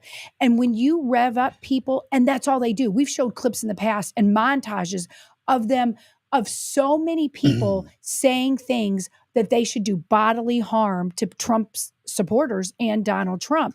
So you find somebody that maybe isn't all there, you could push somebody over the edge to do just that. Absolutely, you could. Absolutely. Crosshair, bullseyes is does that make a difference? Well, everyone knows, like Bindy's saying, everybody knows what a bullseye is. Yeah, and why crosshairs. Does that make it any? He's saying crosshairs. Does that make it better? No. And how does like the speech that Trump had on J6 compare? You know what I mean? Mm-hmm. That's right. I mean, they say so much worse than any conservative I've ever known say. I mean, they are so unhinged. They want him gone. They want him unalived. They want him assassinated. They want that to happen. And we've seen so many left-wing people saying he should be dead, that the shooter should have done a better job. And when you look at that shooter, I mean, I don't know that he was all there. I mean, so you could take somebody that's that impressionable and push him over the edge. And he didn't have a gun of his own. He didn't have it. He took his dad's gun. Yeah, who's a counselor, by the way. Yeah, both of his parents are counselors. Mom, a counselor as well. Mm-hmm. Oh, yeah, it all makes sense. You brought him up. He had some strange comments, didn't he? You were talking. Yes. I mean, there's a lot about him, but there's two things about him that I find very strange. Number one, we have a video of a guy claiming, and then if you look it up, and Joe, when I get done talking here, you can play the video of a guy that he claims that this Crooks guy was in a BlackRock commercial. Oh no, well, I'm talking about the him saying weird stuff. Okay, well let's And then we'll set up the BlackRock stuff because that's even more bizarre. Okay, so not this video, Joe. Go to the one that his weird comments. His weird comment about a 10-inch penis. Oh. I mean, he's just a weird guy. It's the very last video sent to you, Joe. Here we go. This is him. 6'4". I go to Stanford University. I have a 10-inch penis and 6'4". I go to Stanford University.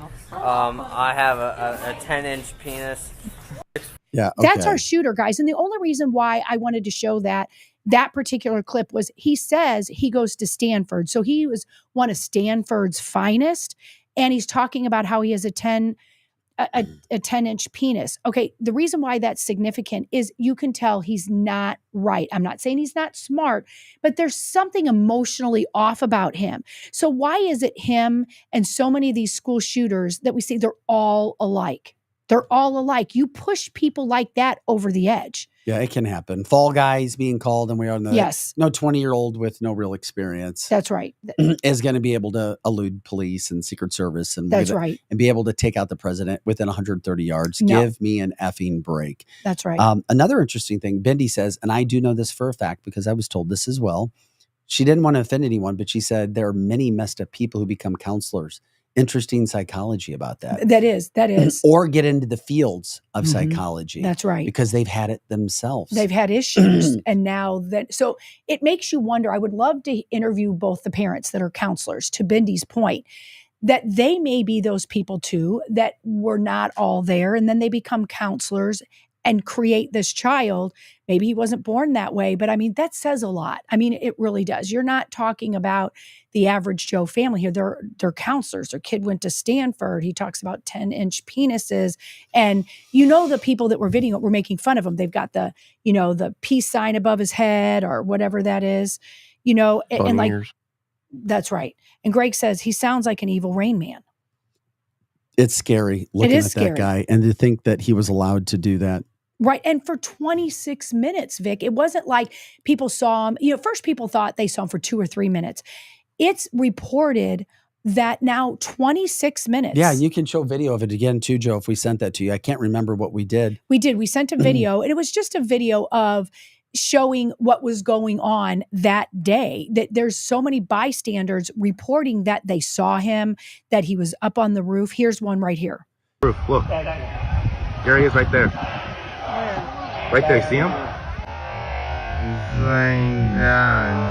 See him? Yeah, he's laying down. Instead, I'm here with you fighting like hell to get a Senate. What's happening? And we showed video of this yesterday. We're showing this again today because now we have found out that yeah, look, there he is. Because we have literally. And that picture just shows you see him. It's not like he barely he got up, he got down. Police officers, 2 of them went up there, said something to him, and came back down. They knew he had a gun. Yesterday we speculated that, and all of the spot where the staging was for police. Yes. He's literally in there with them. Yes. And we're told he was able to get up and do it right with him. 26 minutes. 26 minutes. And then now the Secret Service director finally came out, and she's a doozy, Kimberly Cheadle. It says she's not going anywhere. She said they had him pegged as a potential person of suspicion, but before they could go do anything about it, he had already shot. That's not good enough. That is not acceptable. You cannot do that.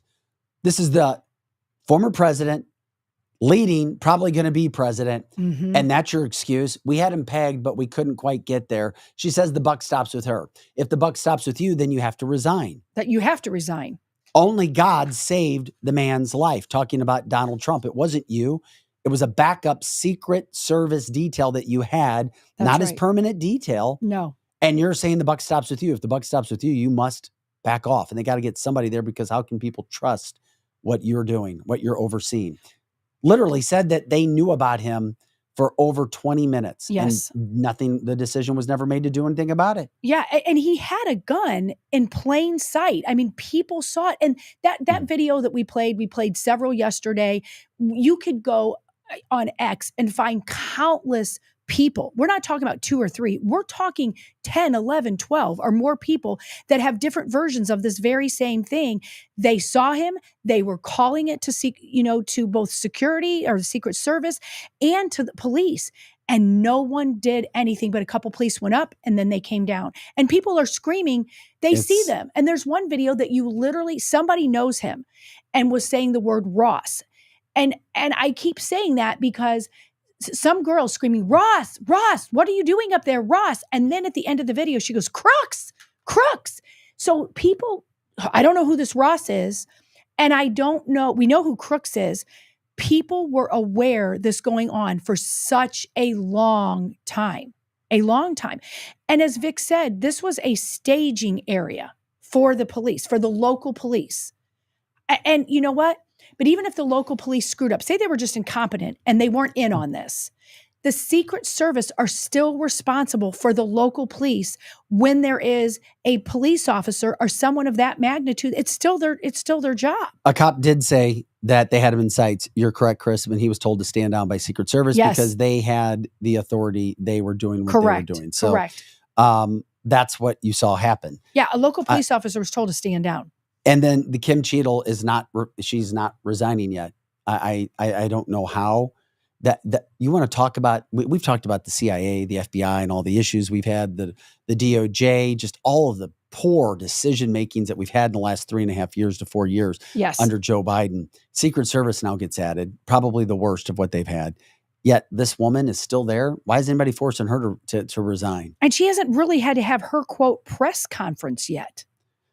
So why is so much time going on before they're talking to her? I don't think she is. She gave quotes and comments yesterday. Yeah. I heard that supposedly one day this week, she is supposed to be held accountable. But I'm with you, Vic. I don't know that she is. I really don't. Because this reminds me, okay, when she was saying some of the same things and the police officer said that he was told to stand down, doesn't this remind you of a lot of the school and the church shootings? Oh my gosh, it does. I mean, does. It's spooky. Yeah, you're right. Police are told to stand down. And then you find out in Broward County, the police chief is very friendly or was very friendly with Hillary Clinton. You wonder how deep this goes. This is not us being a conspiracy theorist. When you line up and you do facts and they all look the same, you got the same sort of a kid, you've got the same sort of a scenario, and people are told to stand down. And this one, they can't dispute it. Too many people videoed what happened and were calling it out, and everybody ignored the kid. Why? Why did they ignore the kid? Why were they told to stand down? My opinion is, and I think most people's opinion is, he was allowed to do it. He was even invited up on that roof so that when he shot Donald Trump and they hoped they killed him, then they could shoot him and kill him too, so he couldn't talk. That's my opinion.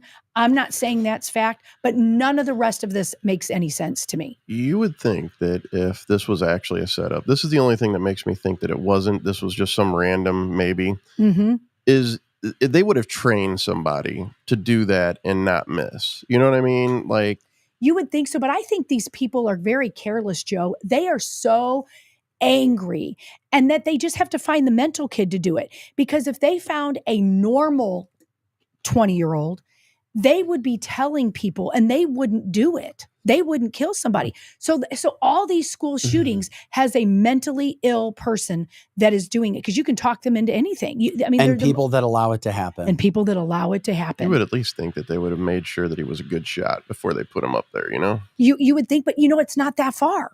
I mean, if his dad has a gun and he's talked about apparently that he's had guns, that shot isn't that far. I mean, they were less than 200 yards there. That's what I'm saying. For an AR-15, a sniper rifle would have been different, but an AR-15, I guess, would be a little more difficult to hit a target that range. Well, we got into this subject a little bit, and listen to this video. This is one that we picked up out there on social media regarding the shooter. I don't even say his name. He's a 20-year-old. But listen to the breakdown when it comes to this kid, a commercial, BlackRock, the building that he used, and of course, the attempted assassination of our soon-to-be president, Donald Trump. So the guy who shot Trump was in a commercial for BlackRock. And the building that he used to shoot Trump from was owned by a company that is also owned by BlackRock. And this is the same BlackRock that has over $1 trillion of deals to rebuild Ukraine. Deals that they only got through Biden's presidency and would likely lose if Trump were to be elected president. Interesting. So my question is, I know these are all just crazy coincidences, but at what point do the coincidences stack up enough to then become evidence? This is a genuine question for you. And they've pulled that BlackRock commercial. So you can find that commercial, because when I heard about it yesterday, I wasn't for sure. But when I looked at, you could find the BlackRock commercial. Now they've pulled it. I think I have it somewhere. I think I have it saved. I'm going to find it. Okay, and see we'll if play you it can find it on a future show. Yeah, on a future show. That would be because great. I sent it to you, and that he was in it, but I wasn't for sure if it was him. It is him. So, okay, when are we going to stop saying these are all coincidences? That building, and when you Google in that building, it is a subsidiary of BlackRock. Things don't just say that BlackRock owns BlackRock. A lot of them are different subsidiaries like First Key and so on, people's names. They own thousands of subsidiaries. I think that's it's. I mean, wow. I mean, I don't know what BlackRock has to do with exactly wanting Donald Trump dead, except for the fact that anyone that talks about globalization or whole world order know that BlackRock is one of the biggest benefactors to that situation, and Donald Trump doesn't want the whole world order. Yeah, Lisa says the conspiracy bucket is filling up again today on a Cancel This Tuesday show at 9:27. Not looking to, just letting you know what's happening. Coincidence? Think not. Come on. Yeah. I mean, how could that all just kind of fall nicely into place? Yeah. We've already seen all these things happen, and especially with this Donald Trump situation as well.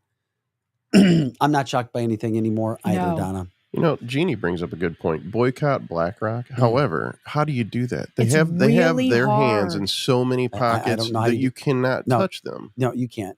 That's right. You'd have to boycott a lot of different things. Because you don't even know, unless you're somebody that does huge research, you don't know that that's what it is, because people today can buy your house and they don't have to disclose who it is. And so a lot of people I know have gone through a home sale, and they can, you can say, okay, I'm not going to let them buy it, but they can do it under an LLC.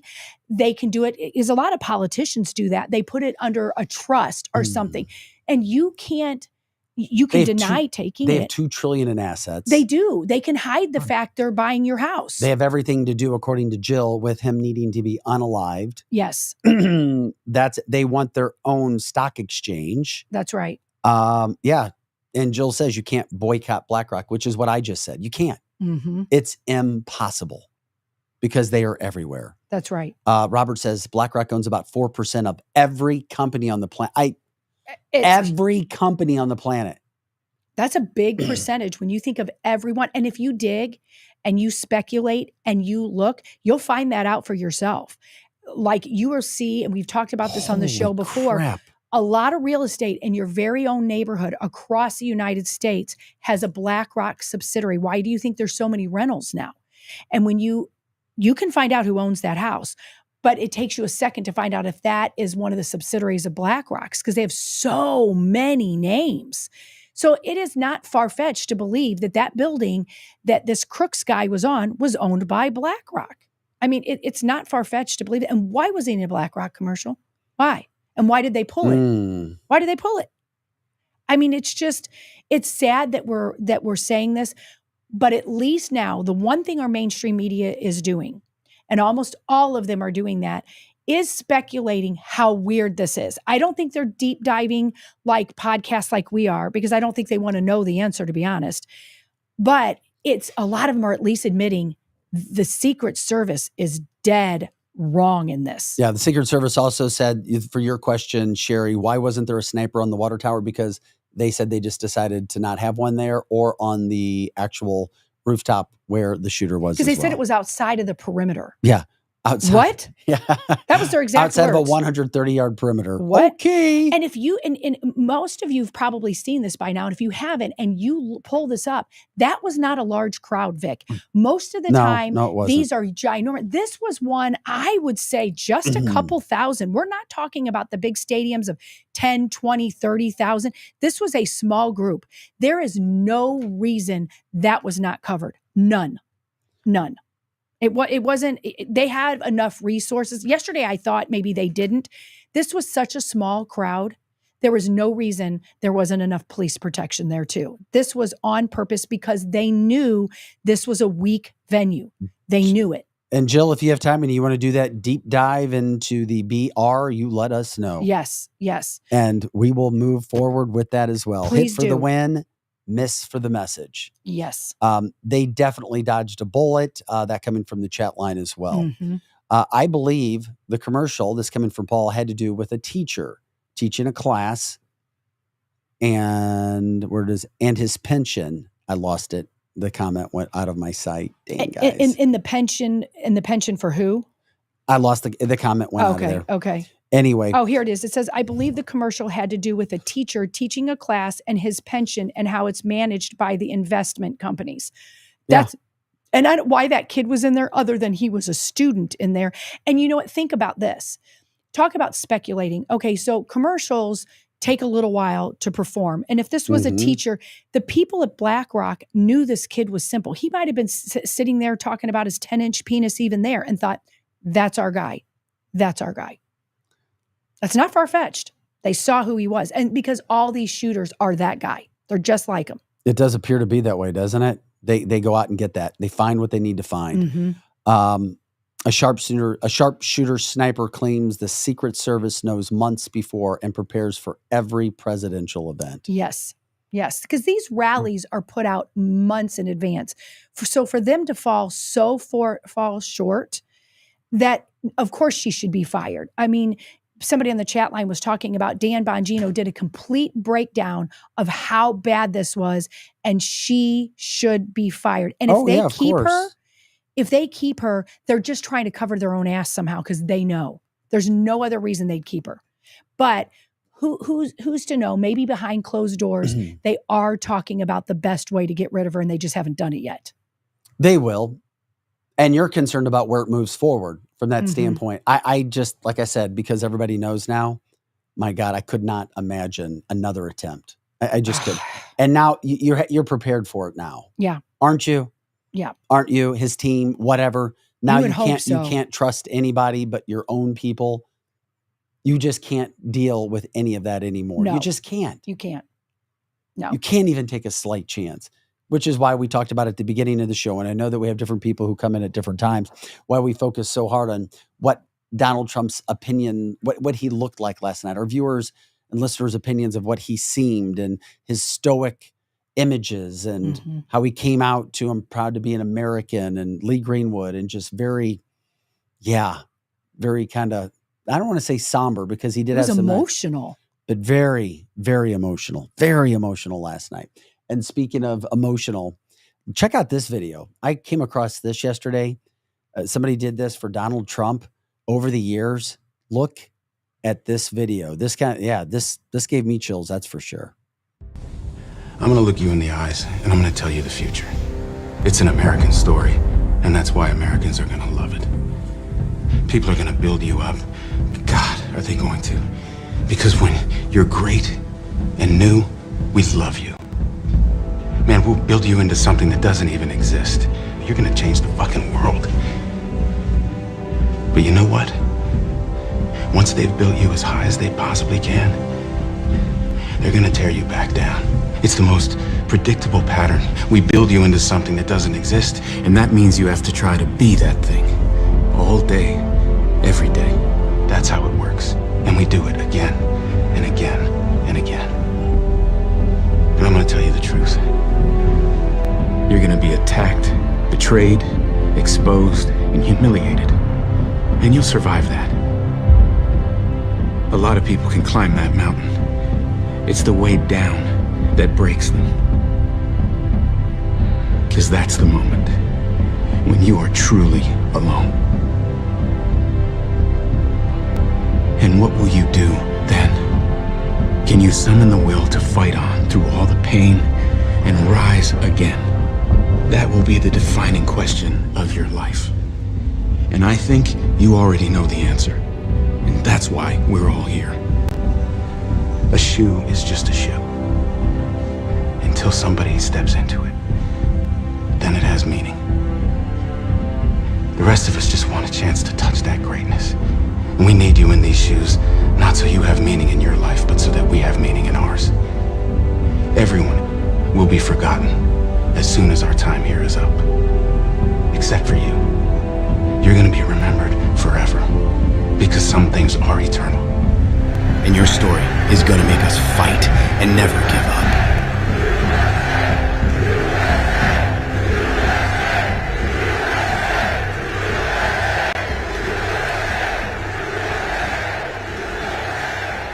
Wouldn't that be nice to be played at the RNC as well? Wow, that just Thursday choked me night up. before Donald Trump takes stage. Yeah. Could you imagine what that would do? Yeah, I think we all get chills watching that if you have a heartbeat whatsoever, half a brain. That will so well done, that video. I watched it twice last night. I watched it the first time. I was like, damn, was it really that good? And I still felt the same way the second time I really watched all the video that was put together. So very fascinating. Well, it's profound. And you can take they however you want in this video, but it was so profound that they build you up. They build you up to just tear you down. But the type of person that you are is what, once they tear you down, who do you become? How do you rise out of the ashes? This was profound before Saturday even, because of everything that they've done to him. Lawsuits, try to tear his family down, lies. But the true test of somebody that's superior to almost everyone on the planet was Saturday. They didn't just try to shoot him before. They've spent 8 years of beating that man to a pulp. Then they try to kill him. Then he falls down and he rises up. And now you see him at the RNC. He's a changed man. And I think he's humbled. I think we're going to see greatness like we have never seen before on Thursday night. And it will take greatness like we've never seen before with what the job entails now, with what it takes. Absolutely. Trying to clean up the mess that's already there, deal with the current day work that you have, and then try to put plan in place for if. And once again, we saw what happened on Saturday, and we here, at least on this show, think that there's more to come. There is more to come. Because I'm not saying it's Democrats. I'm not even going to say it's liberals, but I'm going to say it's a deep state that they do not want Donald Trump. You don't do what you've done all along, as we talked about yesterday, trying to assassinate his finances, trying to assassinate his character, trying to assassinate his legal system, trying to assassinate his businesses, and then, of course, trying to assassinate his life, and then just all of a sudden stop because he has won on every instance. No, they'll come up with other things, something else. And I don't know if it's an attempt on life. I don't know what it is. There's a part of me that does not feel as if things are just going to be smooth until we go through the election. And that there is an election. Yeah, it's going to be bad. And Bindy's saying, be careful not to hero worship, though. It's God behind the man, not the man himself. And I think that's what we're seeing. If we never saw it before, he himself said God is the only one that saved him. And maybe it's just me, but he seems even more humbled. What we saw at the RNC, I think, well, it's just like the video you played yesterday, Vic, about the prophet, about the guy who was prophesying about him. He is going to see a spiritual awakening like he's never seen before. So if he stays humble, there's nothing he can't do by God's design. No, that's true. That makes total sense. 100% when you think of everything that's going on in this man's life, because we've never seen anybody like this from a political standpoint, much less an entertainment standpoint, or how about just a noteworthy person? Yes. We haven't seen anybody that has had a rise, a quick fall, a rise. So many people attack him. Yes. The lies, going after his family, now his life. And he's still there, Teflon Don, all Teflon over the Don. place. The Mhm. trials, the tribulations. Somebody from the chat line says God speaking through him. Yes. He just got more humble from the chat line as well. Yeah. Um, And that's to mm. Bendy's point too. God has to break a man's pride before he can use him. I think they keep trying and keep trying to break Donald Trump. And I think he is broke, but not in the way most people are. He would be broken and should be in his closet in a corner in a fetal position. Everything they've done to him in the last 8 years.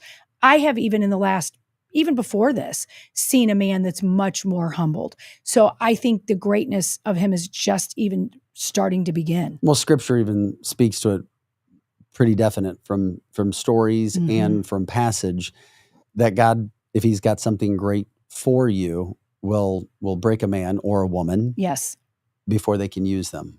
correct. And if they're open to that calling. Yes. And And- clearly he is. Yes. Clearly he is, like no And- one else we've ever seen. And clearly he is. And anybody who has been broke by anything knows what that feeling is like. And you can always come back. And Donald Trump, whether he did something to himself or not, my God, what this man has gone through. Yes. Broken, but with strength. Broken, but with strength. But he says so many biblical examples of that happening over and over again. You know what else is interesting? This is out hitting the airwaves this morning too. Donald Trump called RFK Jr. after the assassination. Yeah. A phone call has now been released. What are they that good of friends? Might he be given some sort of an appointment if Trump was in office? Interesting. I don't know. Check this out though. An impact, right? But you and I talked about that a long time ago. And anyway, I would love you to do so. And I think it'll be so good for you and so big for you. And we're going to win. We're going to win. You know, we're way ahead of the guy. And, he's interesting. It was very nice, actually. He called me. And he said, how did you choose to move to the right? So I guess that's, people say, if I was looking straight on, right? He said, I said, I was just showing a chart. I didn't have to tell him the chart was on all the people pouring into our country, right? But, no, I just turned my head to show the chart. And something wrapped me. It felt like a giant, like the world's largest mosquito. And it was a bullet going right. What did they call that? An AR-15 or something? That was a big gun. Those are pretty tough guns, right? Have an impact, right? Talking about getting shot as well. Now it's interesting that RFK had that. I don't know why that's being videotaped, but I thought that was odd too. And that's the part that makes me almost not trust the situation. I know Donald Trump called him. And he definitely called him. And he also, part of this that we're not seeing is that he was commiserating with him, now understanding assassination attempts with his dad and his uncle dying. So that to me was almost like a phone call of, I get you now. I get what happened to your family. And, and a lot of people say that JFK and Donald Trump had been friends. So there is a connection there. But I think that phone call was, wow, your family's been touched now the way mine has. Yeah, I didn't want him to be a VP pick for Trump, and I don't know if that's what RFK Jr. wanted. But in this country at this time, that would have been an unstoppable ticket. Right. I think he's got an unstoppable ticket right now. But, I mean, at least when it comes to the medical and the vaccines, humbly speaking, I would love to see RFK Jr. in a spot like that. Yes, that has to do with somebody who's dealt with it, somebody who's got experience with it, somebody who's suffered from the vaccine point. That's a big deal. That is a big deal. I could tell you from a conversation that I had yesterday with a liberal. I think if RFK Jr. were to get on somehow with Trump, they would definitely have their vote. So. Yeah. Well, I think he would be brilliant in doing that. JD Vance for the millennials and the ones that are the converts. And then there's a lot of Democrat liberals that do like RFK.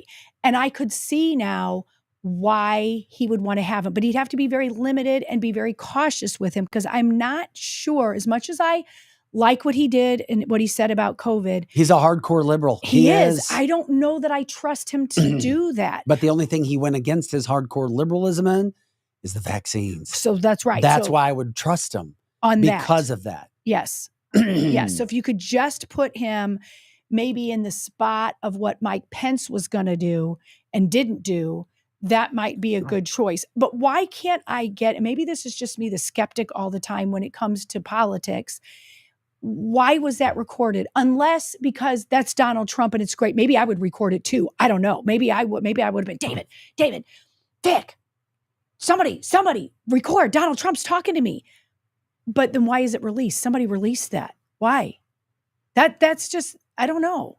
I don't know that I would have released that. Well, I don't know why. I mean, maybe it was a private moment between them two. However, I don't see any problem with him releasing that because there's nothing bad about it. It was leaked video. Yeah, so and there was nothing like detrimental said. No, and nothing. It was all good. It was all good. It's just, I guess because in the last administration, his VP and his VP staff were all responsible for all those leaks.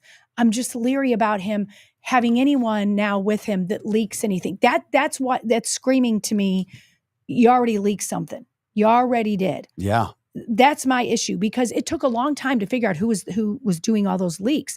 And it turns out it was Pence's staff. Not saying it was all Pence. That's a good point. So that's my issue with that tape.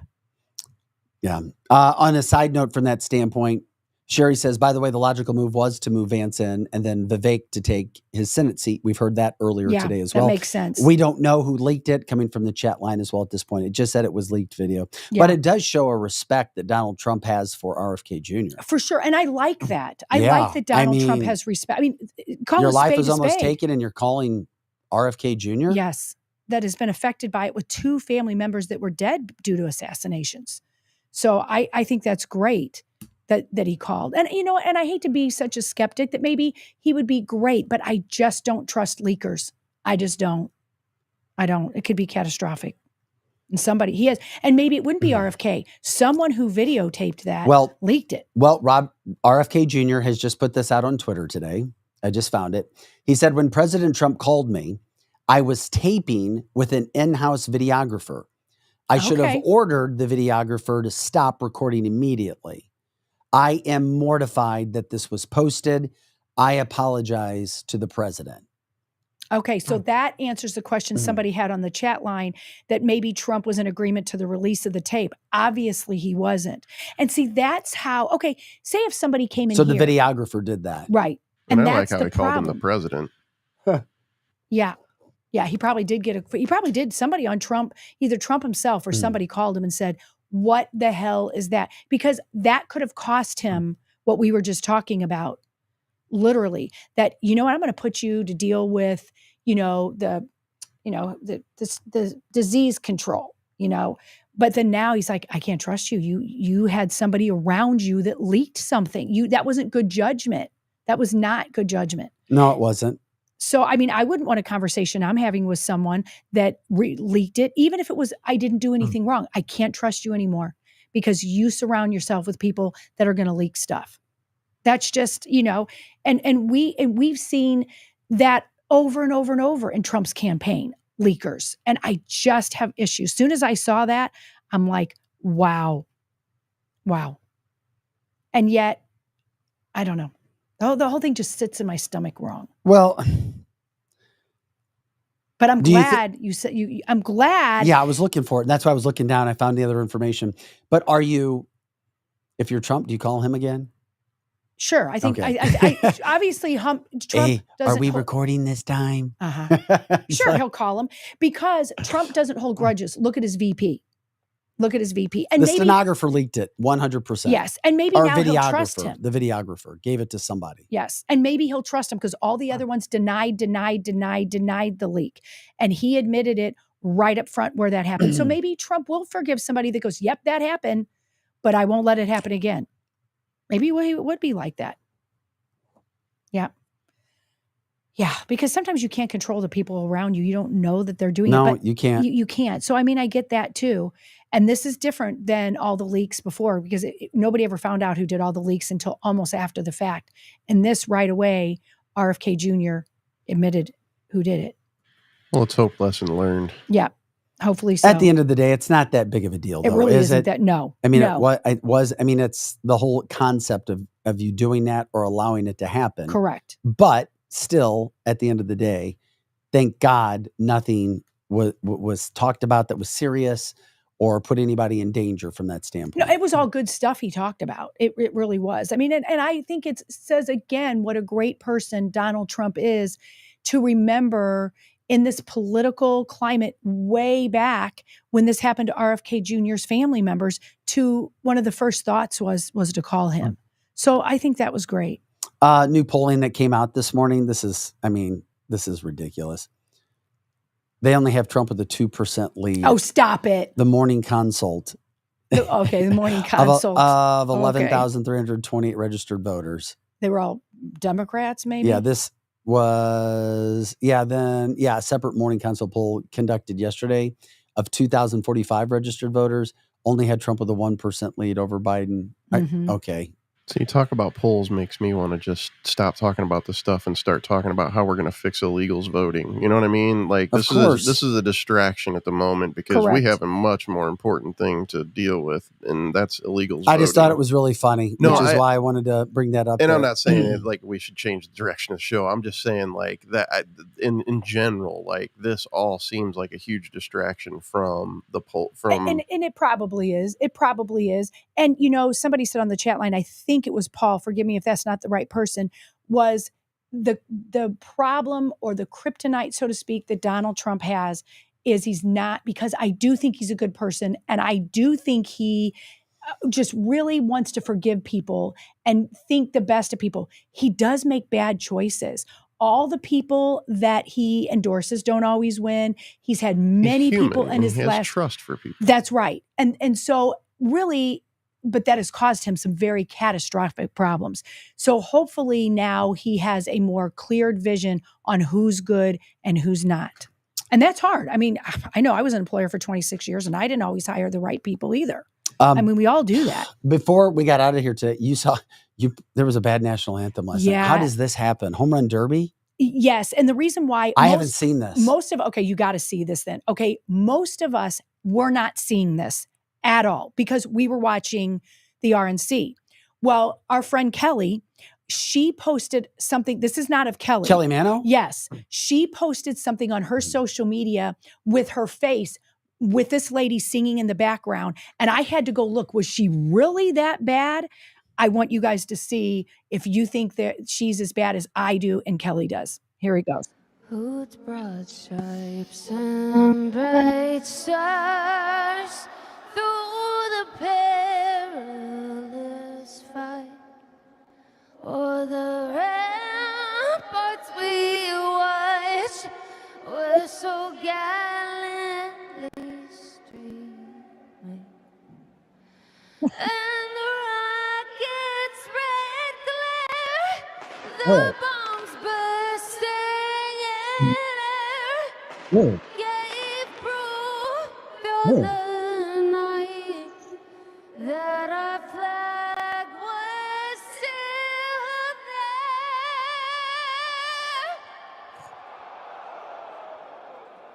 there. Oh, say does that star-spangled banner yet wave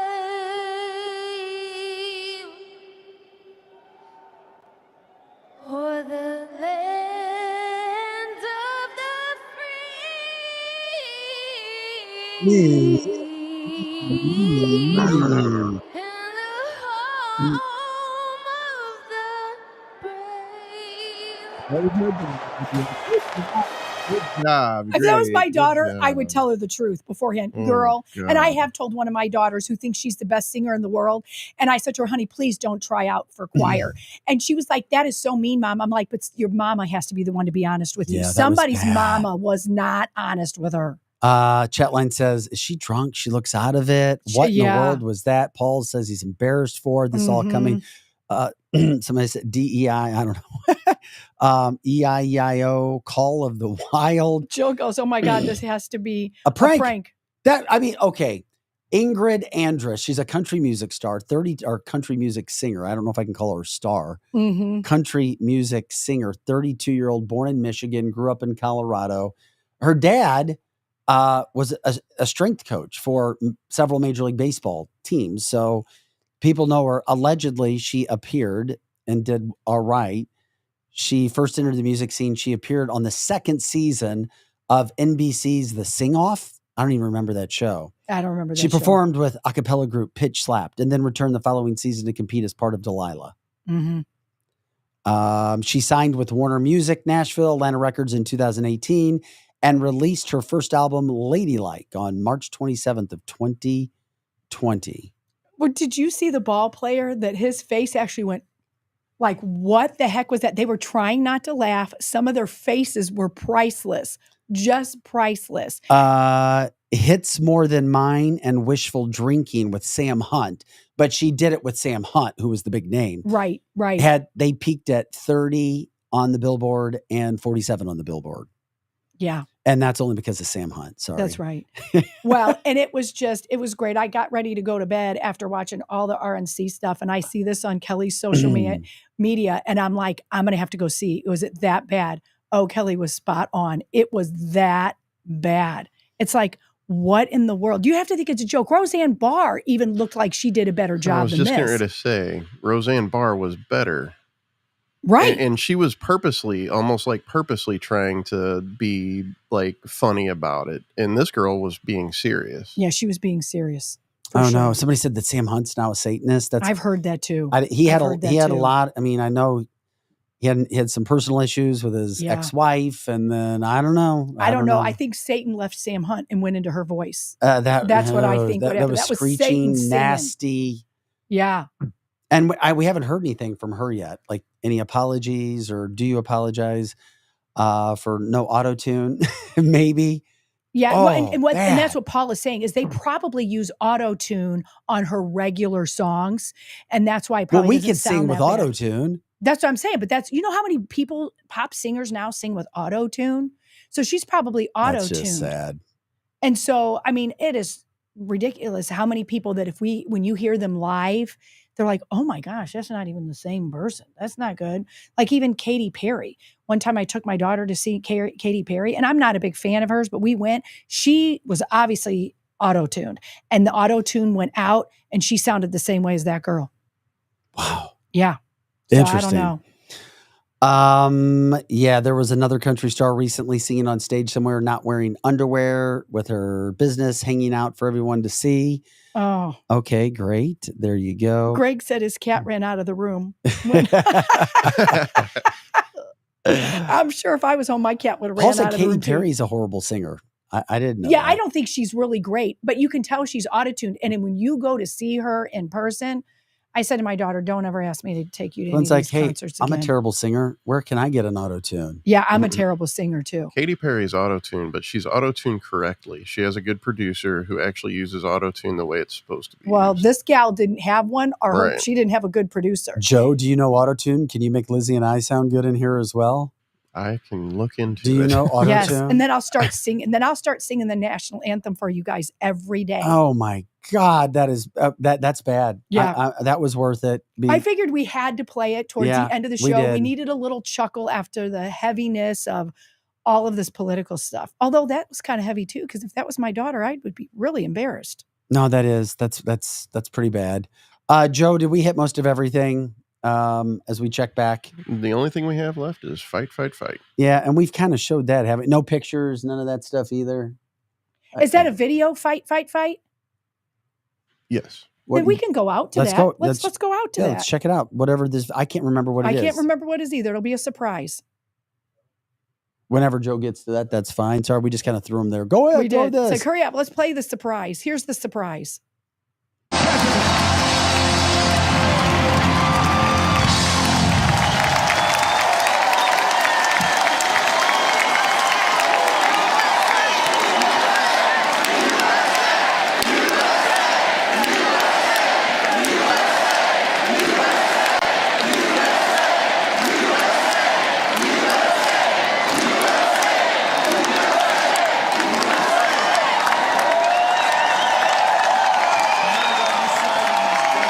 Please welcome Mark Laws from Cedar Springs, Fight, Michigan. fight, fight. Love Fight, that. fight, fight. USA. Guys, we USA. love you. We appreciate you joining us today. There it is.